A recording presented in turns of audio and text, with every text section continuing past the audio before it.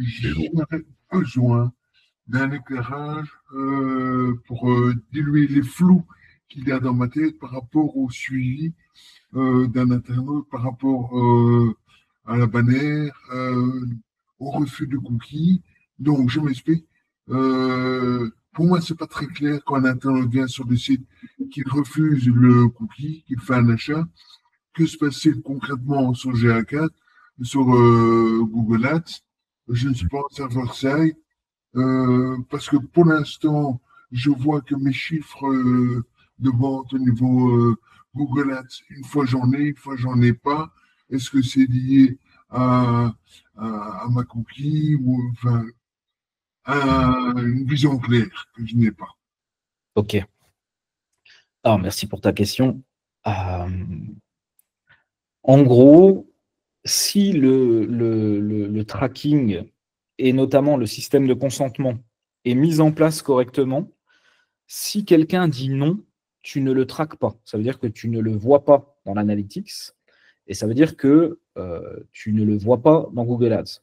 Si quelqu'un dit non, tu ne le vois pas ni dans l'un ni dans l'autre. Après, si tu as du consent mode qui est mis en place, en fait, le consent mode, c'est dans le cas où les gens disent non, ça permet à Google de récupérer l'information qui s'est passé quelque chose. Par contre, tu ne récupères pas l'information de qui est à l'origine de ce quelque chose. Quand les gens disent oui, je veux être traqué, tu récupères l'information sur qui est la personne. Alors évidemment, tu ne sais pas qui est la personne exactement, mais Google récupère l'IP, il pose un cookie, il est capable d'identifier la personne si elle est connectée à son compte Google, etc. Donc, si tu veux, la partie qui est la personne derrière la conversion ou l'action, on a tout un tas d'éléments quand la personne a donné son consentement. Et ça, c'est qui elle est, et c'est aussi qu'est-ce qu'elle fait. Quelle action de conversion, sur quelle page, etc., etc. Donc, c'est la somme des deux. Qui est la personne, qu'est-ce qu'elle a fait. Quand tu es dans un consentement non, si tu n'as pas de consent mode et que c'est un pur consentement non, tu n'as ni l'un ni l'autre.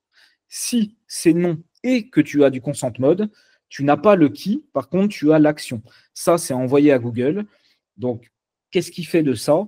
Si tu as suffisamment de volume, il va prendre toutes ces actions anonymes et il va faire de la modélisation. Et il va venir ajouter des conversions modélisées dans les conversions de ton compte. C'est-à-dire que les conversions de ton compte, elles auront des conversions réelles qui ont été traquées où on est sûr qu'elles existent.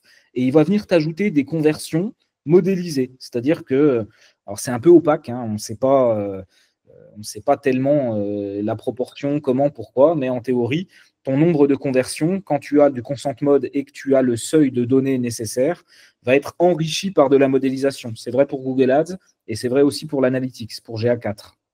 Est-ce que ça répond à ta question? Oui, ça répond à ma question. J'ai encore deux sous-questions par rapport à ce que tu as dit. Vas-y. Premièrement, à partir du moment où j'ai un consent de mode et que l'internaute refuse, est-ce que donc Google va rapatrier des infos, mais est-ce qu'il rapatrie et il me donnera l'action vente pour quelqu'un qui est refusé avec un consent de mode où tout est nickel, hein, je veux dire, Ouais. Alors, c'est un peu le cas que je t'expliquais précédemment. C'est-à-dire que en théorie, Google récupère l'information qu'il y a eu un purchase, par exemple. Par contre, il ne sait pas à qui l'attribuer. Il ne sait pas l'attribuer à un clic publicitaire, il ne sait pas l'attribuer à une personne. Il sait juste qu'il y a eu une action. Soit tu as suffisamment de volume dans ton compte pour être éligible à la modélisation, et auquel cas, au bout de quelques jours, tu vas commencer à avoir des conversions modélisées qui vont s'ajouter à ton compte, soit tu es en dessous du seuil, et auquel cas, Google capte les infos, mais ne te les redonne pas. donc, c'est dangereux d'optimiser mes campagnes Google Ads pour mes clients. En général, je n'ai pas, à part un où j'ai des centaines de conversions par mois.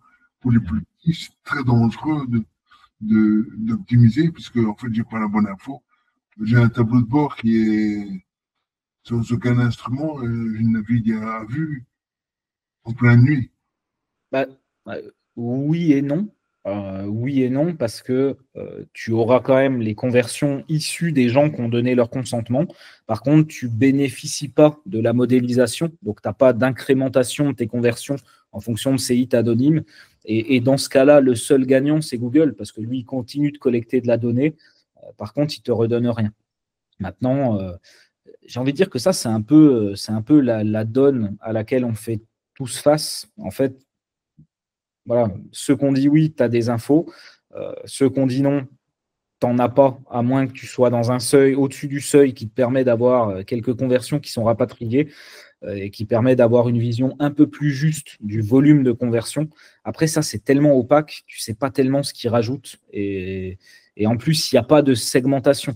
Tu ne peux pas voir les vraies conversions par rapport à celles qui sont modélisées. Ça, c'est vraiment le truc que moi, je reproche à ce système-là. C'est que, OK, il t'ajoute des conversions modélisées dans tes conversions, mais tu n'as aucune idée de quelle proportion ça représente.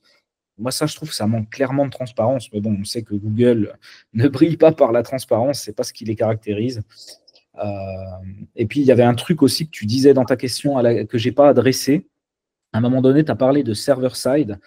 Ce qu'il faut comprendre, c'est que le server-side, il a des bénéfices, mais s'il y en a bien un qu'il n'a pas, c'est que même en server-side, quand les gens disent non et qu'ils ne donnent pas leur consentement, bah, tu n'as pas d'infos, même si c'est pas mieux que si tu n'as pas de server-side, quoi, pour le coup. Le server-side t'amène d'autres bénéfices, comme le fait que tes audiences durent plus longtemps parce que les cookies vont être plus persistants. C'est des cookies HTTP au lieu d'être des cookies JS et ils sont moins susceptibles d'être virés, notamment par Apple, par Safari.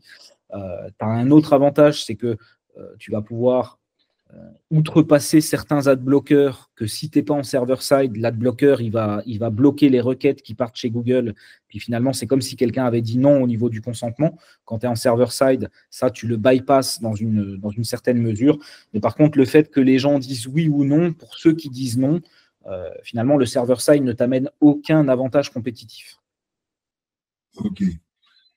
Et donc, un client qui vient avec plus de cookies, qui va effectuer un achat, le montant de cette vente n'apparaîtra nulle part, à part dans mon back-office. Ouais, c'est ça, exactement. Ouais.